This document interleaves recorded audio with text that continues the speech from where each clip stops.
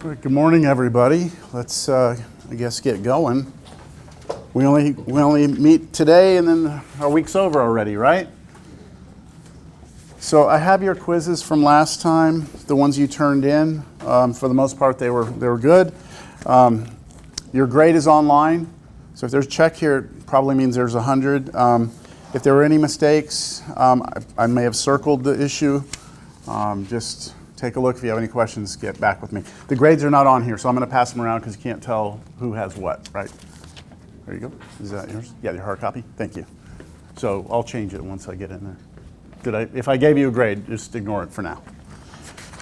Okay, so last time we were talking about the hyperbolic trig functions, and we didn't get a chance to finish up the whole catenary idea, right? That's how I started class. If you hang a wire between two poles or something, that shape, is it a parabola?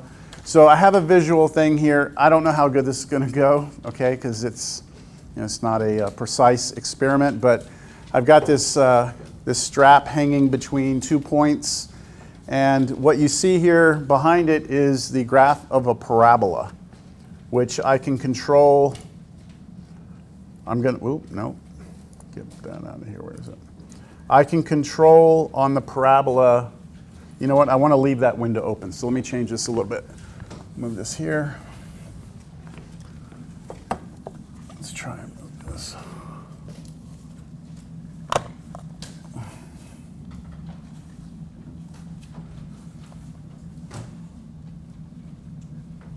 What do y'all think? Is that parabola a pretty good model for that? It's kind of hard to see, huh? Let me change some stuff on the parabola. Wrong one. Right, I can adjust the parabola and try and let it go right on top of that. And I don't know, I think my experiment's going to not work here. That looks pretty good or no? It's pretty close. It looks like I might be off a little bit, right? But it's pretty close. So you might think, hey, parabola would work. Let me bring a catenary in here, which catenary is the cosine hyperbolic function. So here's cosine hyperbolic. I need to do a little tweaking of it. Try and get it in here. I don't know. Does that look any better? Not really, does it? Not really. So this isn't really working out too good. Let me try something different. Let me kind of straighten it out a little bit. Maybe if I do it that way, it'll work. You might just have to trust me on this. Let me move that here. There we go. Let's try that. Maybe that'll be better. So let me try and fit the parabola to this. All right, I'm going to have to widen it out. Let me raise it up. Where is it? What's going on here? There we go.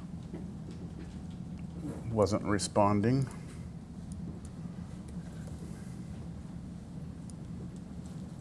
Why am I grabbing the wrong thing there?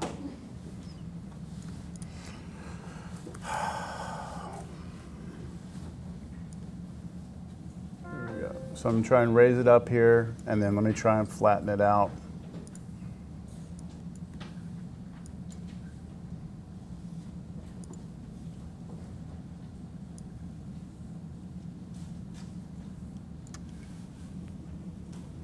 What do y'all think? It's a little off. Vertex is a little off. Let me shift it over a little bit. Y'all can see that better than I can, so let me shift the vertex. Hey, that's good, right? That's a little better. So that parabola, you can tell, is okay, right? But it looks pretty off. Yes? Like on these edges? Let me see if I can get the red one to do that, to land on there. So let me bring it up here, flatten it out.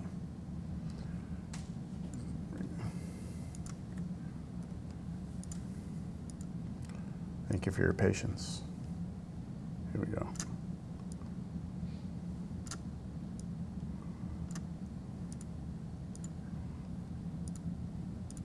Oh my gosh, come on.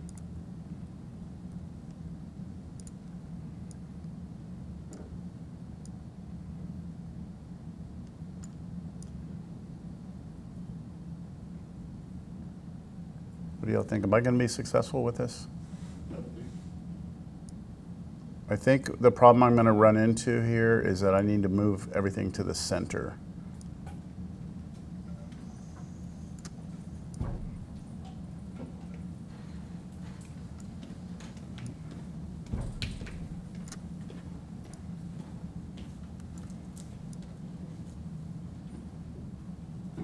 Here we go. Let's do that. Let me move this back to 0.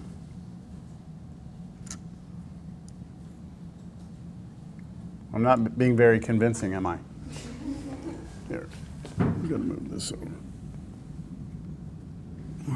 All right. So what I'm going to do is I'm going to try and do it the other way around. I'm going to try and force this on here.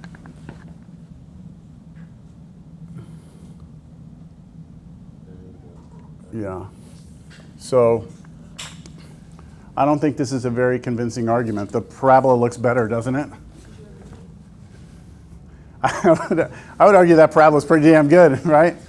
So not a very convincing argument, is this? No? So I think you'll have to, what do you think's wrong? Do you think there's anything wrong with my experiment? Why do you think it's not working? The strap, right? It's just not, there's not enough mass in this thing to get the shape we need. I need something really heavy in. Maybe if I did the strap all the way across, it would be better. But, well, you know, things sometimes just don't work out the way that you plan, right? So are you all going to be okay taking my word for it? That a cosine hyperbolic function is what models a hanging wire? Not going to take my word? The problem is to prove it, we have to use differential equations to prove it. So we haven't studied differential equations. That's an entire class you take. So it's not going to be possible for me to prove that the cosine hyperbolic function is what models a hanging wire. I'm not going to be able to prove it here in this class. So this backfired, and that's life, right? Sometimes things just don't work out the way they're supposed to. All right, so let's just proceed. All right, I do want to put what this function is, though, just so you know. A hanging wire has as a model for a hanging wire, I'll turn the lights back on. The function is f of x equals a cosine hyperbolic of x over a plus c. So that is the generic formula for a hanging wire. And as you adjust the values of a in here and c, that will widen it and then move it up and down. All right, kind of like with the parabola, you can move it around and shape it. So all wires hanging between poles are modeled with that generic function. So I'd like to do a problem. There was a problem from your homework that I told you to look at and try. What number was that, 47? Okay. Does anyone happen to have that problem? Do you have it like... Do you have the basics of it? I just wrote down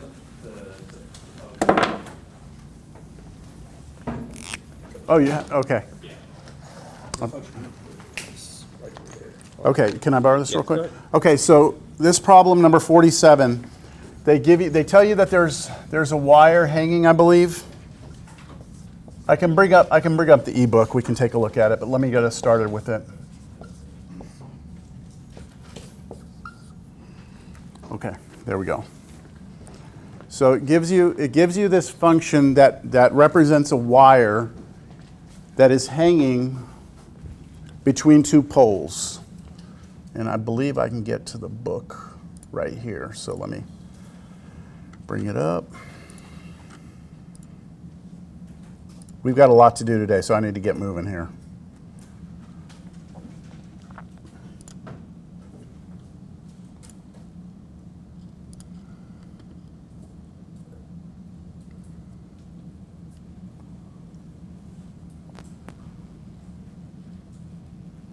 This was 3.6.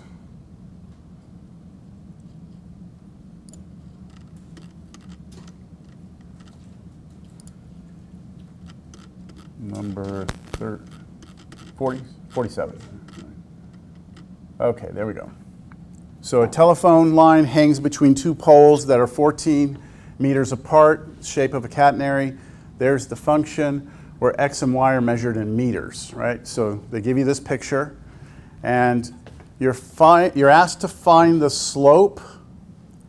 You're asked to find the slope of this curve where it meets the right pole. So right where this wire comes into the pole, right where the wire comes into the pole, we want to know the slope of the catenary. Now, why would you want to know that? Can anyone think of why you would even want to ever know what the slope is of a wire that's going into a pole? So you know how it's going to hang, right? It actually comes down to, like, you know, all of, like, electrical wires have to be insulated from the pole, right? When you look up at electrical lines, they have ceramic insulators that go between the pole and the wire so that the electricity can't go down the pole, right? So that ceramic insulator has got a load on it, right? There's a load, the weight, the mass, the weight of the wire is pulling on that ceramic insulator. And so you need to know the direction of that force. And in physics, that would be like a vector, right? You need to know that direction. So you need to know the slope. That's what this is. This is kind of the background of why you'd want to know something like that. So for us in a calculus class, what we're really asked to do here is look at this function, go to that point, and find the derivative at that point, right? We want the derivative at this point. Make sense? So to answer part A, what we need for part A is we want the slope of the tangent line at that slope, like m from slope of the tangent line at, what's our x value there? At x equals 7, right? That's what we want. Well, the slope of the tangent line, to get that, you need to take the derivative. So let's take derivative of this. What's y prime? Well, 20 is just going to come, right, because it's constant. What's the derivative of cosine hyperbolic of something? Sine hyperbolic, not negative sine hyperbolic, right? So just sine hyperbolic of x over 20. Am I done? No. Times the derivative of what's in here, right? And we can look at that x over 20 as being 1/20th x. That's the same as x over 20. And the derivative of that's just 1 over 20, right? So the derivative of the inside is 1 over 20. And then minus the derivative of 15, which is 0. So there we go. That's our derivative, right? And now what we want to do is we want to plug what into that? 7, all right? We do 20 over 20th, correct? That cancel out? Oh yeah, these 20s will cancel. Yep, these 20s will go away. So really we just need to figure out what sine hyperbolic of, let me get a blank screen up here so I can work on this. So we really just want to figure out what sine hyperbolic, so at x equals 7, we get sine hyperbolic of 7 over 20, right? Because these 20s canceled. And how do I do that? How do I figure out what that is? So your calculator may have a hyperbolic sign, not sine, hyperbolic sign, it may have that key on there, right? It may. Or just use the definition, right? What's the definition of hyperbolic sine? E to the x, here it would be e to the 7 over 20, and then minus e to the negative 7 over 20, and then all of this over 2. You could do that on your calculator as well, all right? And if you do that, I'm just going to get the answer because it has it here for us. You should get the decimal approximately 0.3572. Any questions there? That is the slope of the tangent line at the end of that pole, where the wire comes into the pole on the right-hand side. Got it? Positive slope. So the tangent line has a little positive pitch to it.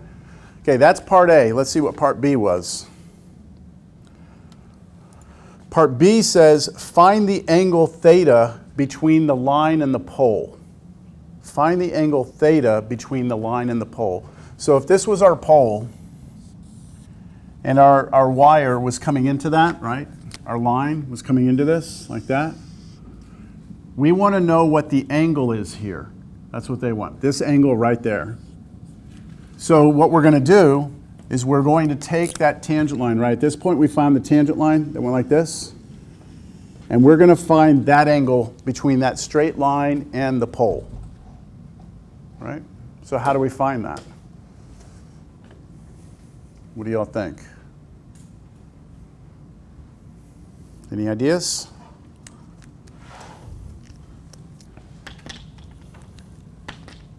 What does this number represent? The slope, okay. So what is the slope by definition back in college algebra?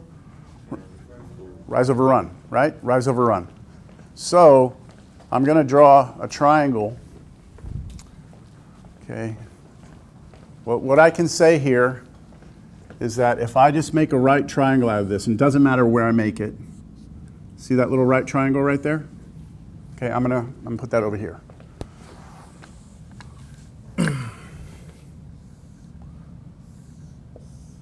I'm trying to figure out what this theta is, right? I want to know what that theta is. And I know that this slope, right, is 0.3572, which means the rise over run, right, rise over run is 0.3572. So that means I can label this 0.3572 and label this side what? 1, right? I could do that. And now I want to know what theta is. So what trig function from pre-cal relates theta and those two sides? Tangent, right? Tangent of theta. So I could write, remember, tangent is opposite over adjacent, so the opposite side to that angle over the adjacent, right, is tangent. So I can write that down. Tangent theta equals, be careful, right, it's 1 over 0.03572, right? It's the opposite of theta over the adjacent to theta. And then to find theta, I can take the inverse on both sides.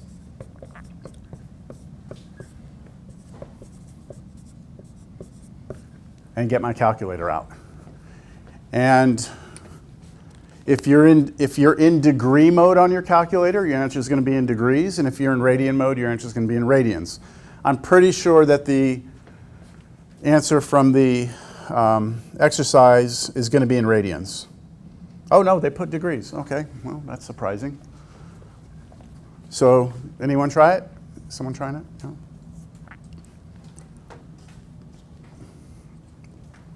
No pressure. We're just all waiting on you.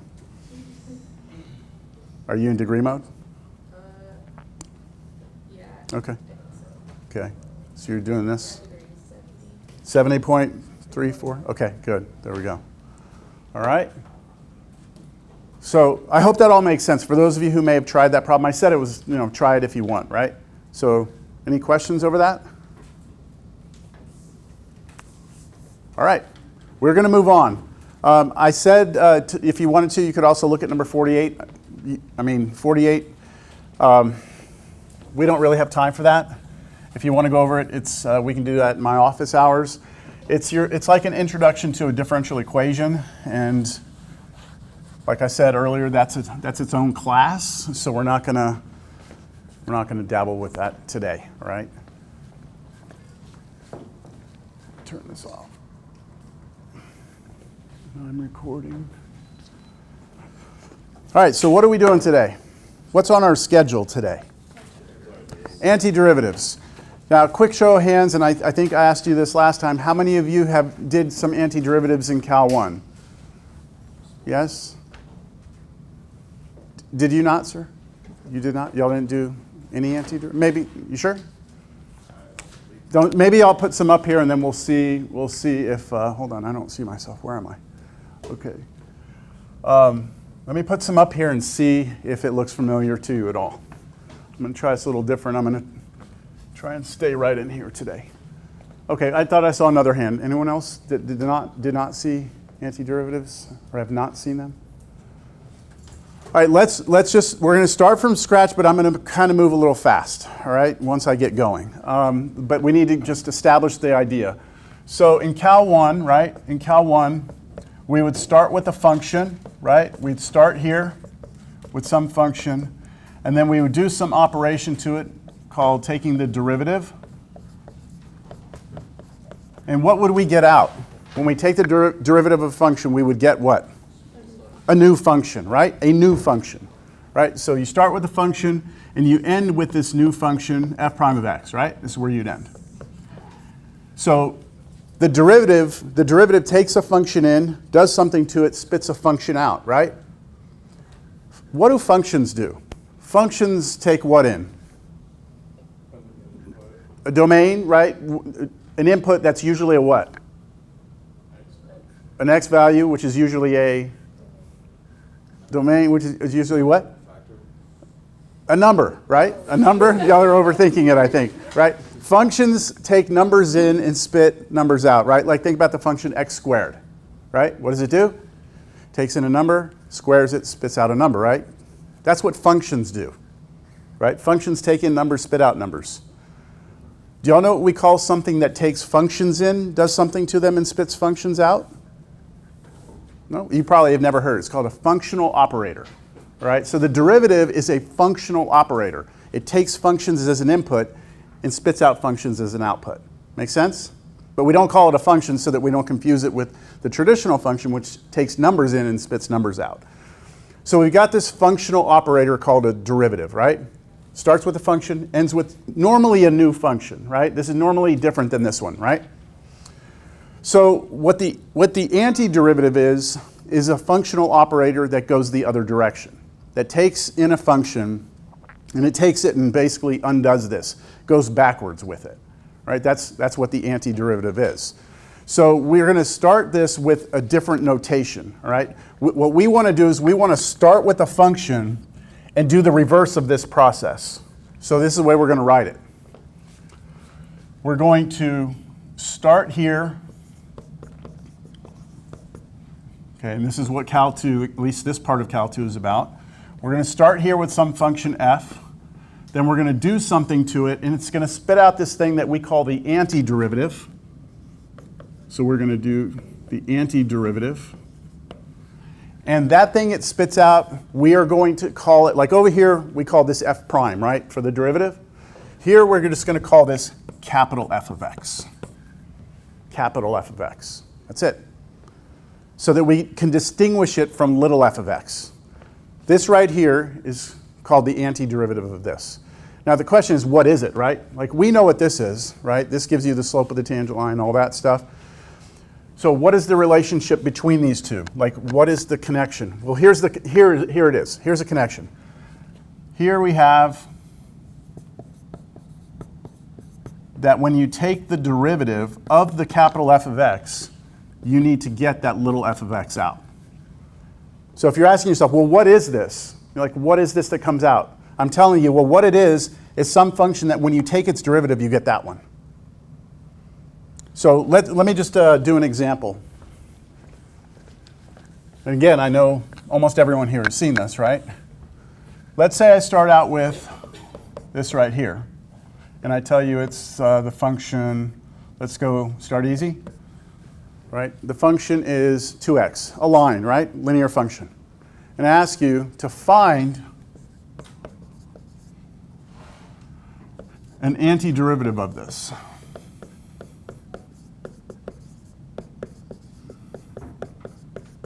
Find an antiderivative. That means I want you to find me a capital F that satisfies the criteria that when you take the derivative of this thing you're looking for, it will give you back that. So, volunteer? Go ahead. Capital F of x equals what? X squared. X squared. Okay, do we all agree that this works, right? If I take the derivative of this, I get that. Okay, so that is an antiderivative. It's not the only one though, right? So who wants to give me another one? Go ahead. X squared plus 7. X squared plus 7. And the reason that would work is because when I differentiate that, the 7 is going to go away, right? The 7 is going to cancel out when go to 0, and you'll still get 2x, right? I could keep doing this, right? And keep putting different constants over any constant I want. So what we do is we say, okay, since all of these, right, let me do -5. That would work. All of these are antiderivatives, right? They all satisfy this criteria that f of x equals x squared plus c, where c is any constant. And that constant, when I say any constant, it can be a positive or a negative number, right? So if I put -4 here, this would be x squared minus 4, right? So c is any, so we always put a plus because this could be positive or negative. The c could be positive or negative. That right there is a way of representing all of the antiderivatives that are possible. What do y'all see right now as the big difference in terms of the functional operator from that perspective between derivative and antiderivative? Like the derivative takes in a function and spits out a function, right? The derivative. What does the antiderivative do? Takes in a function and what does that output look like? Not as precise. Not as precise in what way? Is it one function coming out? No. No, it's infinitely many, isn't it? There's a slight difference in these two operations, right? In terms of what comes in and what comes out. So we have an infinite number of answers, right? This is an infinite number of antiderivatives possible. But they all have something in common. And what is that? They are all parabolas, right? And the plus c, what does the plus c do to it? Moves them up or down. That's it. So if I were to graph the family of functions here, they would all look like this. Let's start with our first answer. X squared, right, would be like that. Next one would be x squared plus 7 up there. Next one, x squared minus 5. And then every possible one in here, right? All the parabolas you could think of, every vertical shift you could ever imagine, right, would satisfy this criteria. Okay? So when we're learning about antiderivatives, it's a very simple definition. The antiderivative of a function is any function you could come up with that when you take its derivative, you get that. That's the definition. The challenge is actually finding it, right? This one was a simple example. Who gave me the answer? Who gave me the first one, x squared? How did you do that? The 1 over x. Oh, so you're using a formula. Yeah, the formula. Oh, I thought you were going to tell me you just know that, like, if I take derivative of x squared, I get 2x. Oh, Yeah, that too, right? Like, it's obvious. Like, this is an obvious one, right? Yeah. To most people, it's obvious that, look, if I take derivative of that, I get that. Yes? So let's try another one. Let's do something a little harder, I guess. How about this?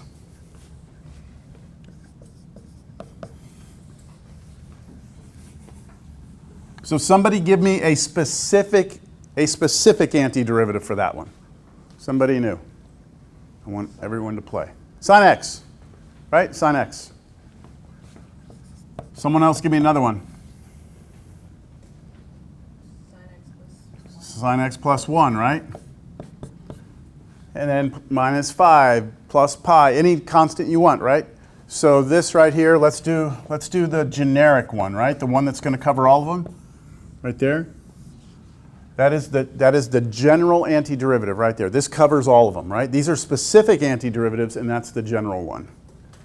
How do we know that that's the antiderivative? Because we know the derivative of sine is cosine, right? That's using our knowledge from before, right? You with me? Okay, so how about this one?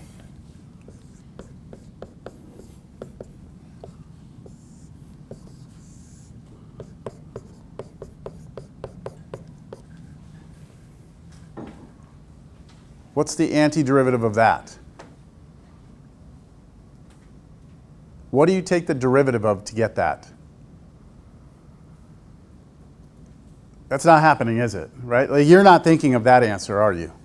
Right? Nobody in here is going to look at that and give me an answer. And I'll tell you right now, I can't give that answer to you either. Right? I can't look at that and give you an answer. It's going to take me about 10 minutes to get you that answer if you want it. All right? This is where we're headed. We want to be able to do something like this. This is just, yeah, this is stuff we already know, right? But what is the antiderivative of this? And then we will study in this class, who cares, right? Why do you even need the antiderivative? What is it useful for? And that will come later. But first we have to grind through the mechanics of finding antiderivatives. That'll be our first task. Let's be able to handle as much as we possibly can, and then we'll do the applications. So you're going to have to wait for the why to answer the why question here. All right?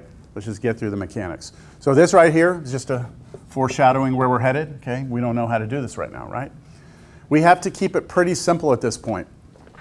So let's do one that you can handle, I hope. How about this one? X to the 80th power. Well, this is where you start to think about what you know in Cal 1, right? You know that when it comes to taking derivatives of things to powers, right? When you're taking a derivative, what happens? What happens to the power if you take derivative like x to the 5th power? 5 comes out, and then you subtract 1, right? So that tells you right now that if you're trying to figure out some capital F, right? You know that it's going to have x to a power, and you know that that power should be 1 more than that, right? Because when you take the derivative of this, you're going to subtract 1. So I should have an 81 here. That makes sense that that 81 would work? But there's an issue. What's the issue? Yeah, this has a 1 here, doesn't it? And if I take derivative of this, I'm going to get an 81 in front. And I don't want that 81. So I need to somehow eliminate the 81. So what do I put in front? 1 over 81. The reciprocal, right? If I put the reciprocal of that number in front, then it cancels, right? When this 81 pops out for the derivative, then it goes away, and then you subtract 1, and you get the 80th. And then I'll just throw on the plus c, because that'll take care of all possible answers. Is that all right? I'm guessing most of you have seen the rule I'm about to put up on the board. We'll see. This okay so far? Okay. So what we do, like we do in most math classes, is we start to establish like a pattern, and then we see if we can come up with a formula. So let's try it. If we were to start here with some x to the nth power, let's talk about what the general antiderivative of that would have to look like. So I would have an x, and then the power on this would have to be 1 more than that, the power n, right? So I can just put n plus 1 up here. Like that was 80, this would have to be 81. So if that's n, this would be n plus 1. Additionally, in order to get a 1 out here, I need that n plus 1 to come out and get wiped out when I take its derivative, right? So I'm going to put out here 1 over n plus 1. And that's multiplication in front. That should kill off the n plus 1 so that we get a 1 out there. The power will come down. If you subtract 1 from this, you get the